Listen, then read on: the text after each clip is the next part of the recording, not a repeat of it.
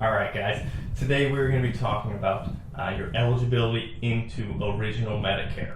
Okay, so there's two different scenarios, of course, when you're eligible for Medicare, and the aging in eligibility is when you're 65 and older, and we'll talk about that first. And then the second type of way that you're possibly eligible for Medicare is when you're under 65, and we'll talk about that separately. Okay, so the first thing is when you're over the age of 65 and you have lived continuously or are a resident.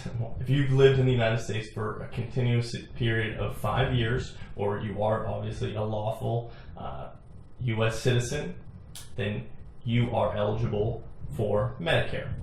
So that's the eligibility age 65 and older.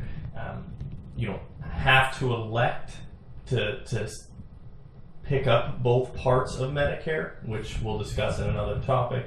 But when you're over the age of 65, you become eligible for Medicare if you are a lawfully present individual in the United States, or you've lived continuously in the United States for 5 years.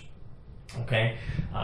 If you're under 65, the eligibility is a little bit different. There's 3 different scenarios that you may be eligible for Medicare if you're under the age of 65. So if you are disabled and start receiving Social Security disability, after 24 months of receiving your disability, you will become eligible for Medicare after 24 months. Okay. The next two ways that you could be eligible for Medicare under the age of 65 are due to 2 medical conditions. The first one being ALS, which is known as Lou Gehrig's disease, and you'll become automatically entitled to Medicare with ALS. And also, if you are diagnosed with end-stage renal disease, you'll be automatically entitled to Medicare.